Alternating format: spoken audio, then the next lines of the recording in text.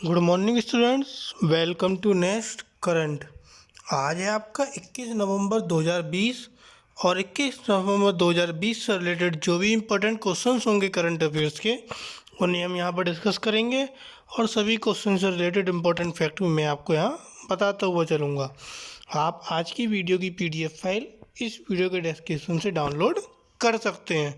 तो चलिए शुरू करते हैं।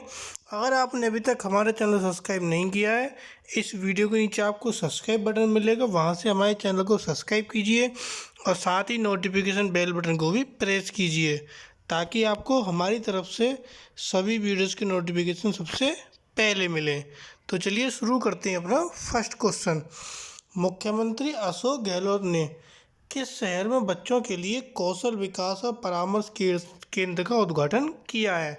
तो मुख्यमंत्री अशोक गहलोत ने जोधपुर में बच्चों के लिए कौशल विकास और परामर्श केंद्र का उद्घाटन किया है।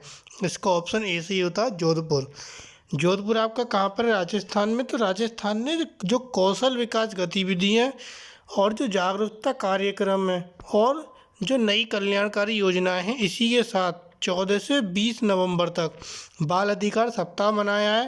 और इस सप्ताह के दौरान जो अनाथ और निराश्रित बच्चे हैं उनके लिए एक वात्सल्य योजना उन्होंने शुरू की है। तो इसीलिए ये आपका कौशल विकास और परामर्श केंद्र का वहाँ पर उद्घाटन किया है जोधपुर में मुख्यमंत्री अशोक गहलोत ने।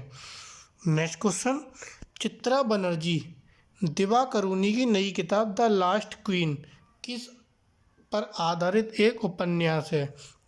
तो अभी आपकी चित्रा बनर्जी का एक उपन्यास आया द लास्ट क्वीन, ये आपका रानी जिंदन कौर के ऊपर आधारित है। जिंदन कौर जो थी वो एक शाही श्वानालय के रखरखाव वाली की बेटी थी और जो महाराजा रणजीत सिंह थे इनकी अंतिम रानी थी। यह पुस्तक हार्पर कॉलिन्स इंडिया द्वारा प्रकाशित की जा रही है और 22 जनवरी 2021 को यह पुस्तक क्या होगी? आपकी रिलीज होगी। नेक्स्ट क्वेश्चन आता है, किसे बीमा नियामक और विकास प्राधिकरण का पूर्णकालिक सदस्य नियुक्त किया गया है? तो पूर्णकालिक सदस्य विकास बीमा नियामक और विकास प्राधिकरण किसे नियुक्त किया गया है? SN राजेश्वरी को। SN राजेश्वरी कौन है? ये आपके ओरिएंटल इंश्योरेंस कंपनी के अध्यक्ष और प्रबंध निदेशक हैं। पद पर जो उनकी नियुक्ति हुई है वो 3 साल की अवधि या फिर जब तक उनकी उम्र 62 वर्ष होती है तब तक के लिए हुई है। नेक्स्ट क्वेश्चन, मध्य प्रदेश सरकार ने अपने पर्यटन कैबिनेट का पुनर्गठन किया है, इसके अध्यक्ष कौन होंगे? तो मध्य प्रदेश सरकार का जो कैबिनेट का पुनर्गठन हुआ है इसके अध्यक्ष होंगे आपके शिवराज सिंह चौहान। इसका ऑप्शन ए सही होता है, शिवराज सिंह चौहान। अब पर्यटन विभाग के जो प्रमुख सचिव हैं इसके प्रभारी सचिव होंगे और यह जो है पैनल के क्षेत्र में रोजगार पैदा करने के लिए और वहाँ आधारभूत संरचना के लिए उस राज्य को विकसित करके पर्यटन को बढ़ावा देने के लिए जो है इस पर ज़्यादा ध्यान केंद्रित किया जाएगा। अगला क्वेश्चन आता है आपका, माइक्रोसॉफ्ट ने किस स्वास्थ्य तकनीक स्टार्टअप के साथ कार्यक्रम शुरू किया है? तो माइक्रोसॉफ्ट ने अभी आपका सोशल अल्फा के साथ एक स्टार्टअप कार्यक्रम शुरू किया है। इसका ऑप्शन डी सही होता है, सोशल अल्फा। इसमें जो उन्नत तकनीक और संयुक्त बाजार के समर्थन के साथ उन्हें बढ़ावा देने के लिए स्वास्थ्य तकनीक स्टार्टअप के लिए यह कार्यक्रम शुरू किया गया है। नेक्स्ट क्वेश्चन आता है, मास्टर कार्ड ने प्रोजेक्ट कराने के लिए किसके साथ हाथ मिलाया? तो मास्टर कार्ड ने प्रोजेक्ट कराने के लिए यूसेड के साथ हाथ मिलाया। यूसेड क्या है?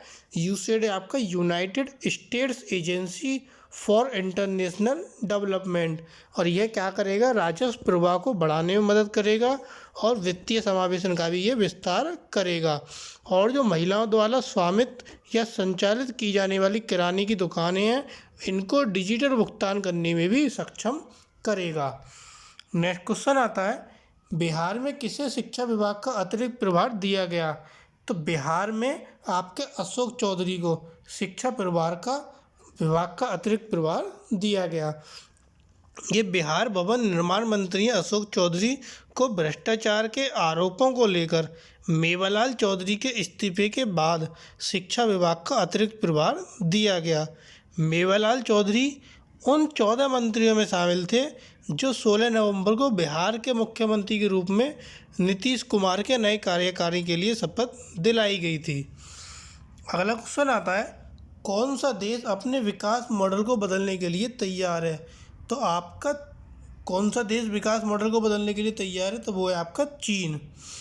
चीन निर्यात निर्भर विकास की तुलना में घरेलू खपत पर अधिक भरोसा करता है, इसलिए जो है जिसने इसे केवल संयुक्त राज्य अमेरिका के बाद विश्व की दूसरी सबसे बड़ी अर्थव्यवस्था बनने के लिए प्रेरित किया है।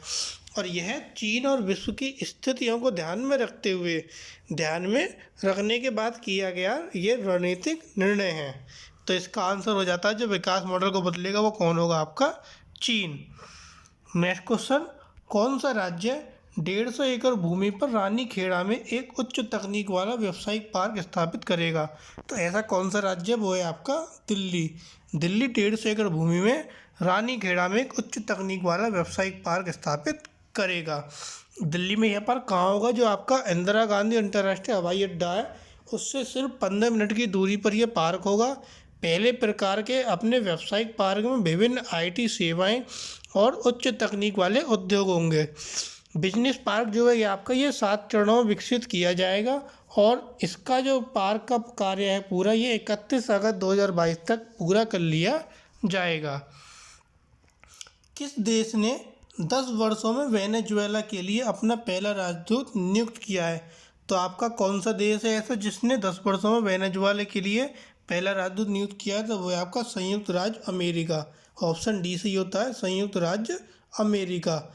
जो अमेरिकी सीनेट वॉइस वोट है इसके द्वारा राजदूत के रूप में जेम्स स्टोरी के नामांकन की पुष्टि की गई थी और 50 वर्षीय स्टोरी जो संभवतः निर्वाचित राष्ट्रपति जो बिडेन के पदस्थापन के दौरान वेनेजुएला पर अमेरिकी नीति को निर्धारित करने में महत्वपूर्ण भूमिका निभाएंगे।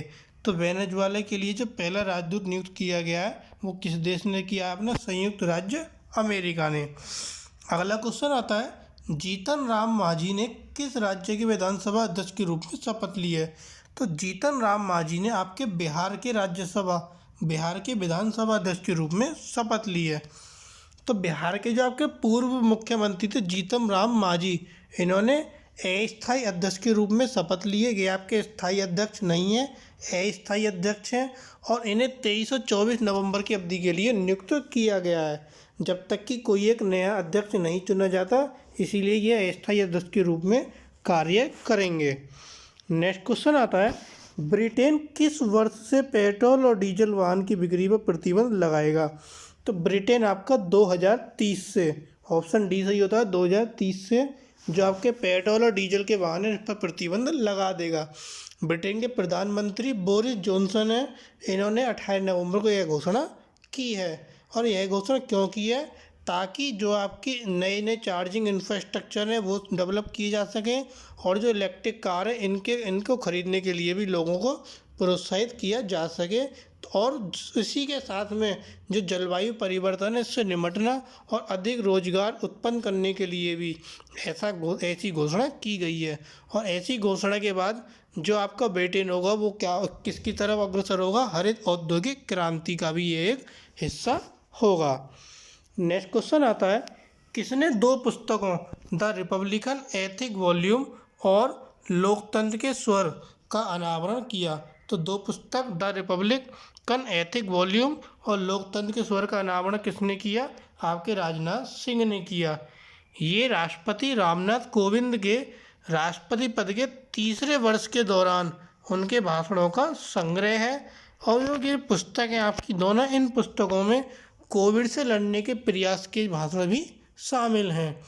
अगला क्वेश्चन आता है आपका, किसने बोर्ड के सदस्यों के साथ GST भवन पंचकुला का उद्घाटन किया? तो आपके बोर्ड के सदस्यों के साथ GST भवन पंचकुला का उद्घाटन किसने किया? M अजीत कुमार ने। ऑप्शन ए सही होता है, M अजीत कुमार। केंद्रीय अप्रत्यक्ष कर और सीमा शुल्क बोर्ड CBIC के अध्यक्ष M अजीत कुमार ने बोर्ड के सदस्यों के साथ 19 नवंबर 2020 को इस भवन का उद्घाटन किया था और जो पंचकुला में आपका सेंट्रल जीएसटी का कार्यालय कहाँ पर होगा? State of the art building. जो आपका ये कार्यालय है, कौन सा कार्यालय? CBIC, central board of investigation. ये जो कार्यालय है आपका जीएसटी भवन पंचकुला में आपका कहाँ होगा? ये होगा आपका state of the art building में। नेक्स्ट क्वेश्चन, किसने छठ पूजा पर मेरा टिकट जारी किया? तो मेरा टिकट जारी किसने किया था? रविशंकर प्रसाद ने। ऑप्शन डी सही होता है, रविशंकर प्रसाद। मेरा स्टाम्प डाक विभाग द्वारा यह शुरू की गई एक नवीन अवधारणा है। कोई भी सामान्य व्यक्ति या कोई भी कॉरपोरेट संगठन इसे ऑर्डर बुक कर सकता है और एक व्यक्तिगत तस्वीर या एक डाक टिकट की एक छवि प्राप्त कर सकता है। इस बार की जो विषय वस्तु है, जो इस बार की थीम है, वो क्या है? सादगी और स्वच्छता का प्रतीक छठ। तो ये थे आपके कुछ करंट अफेयर्स के इम्पोर्टेंट क्वेश्चन। अगर आपको हमारी वीडियो पसंद आए तो प्लीज़ हमारी वीडियो को लाइक, कमेंट और शेयर ज़रूर करें और ज़्यादा से ज़्यादा हमारे चैनल को सब्सक्राइब करें और लोगों को भी शेयर करें। Thank you.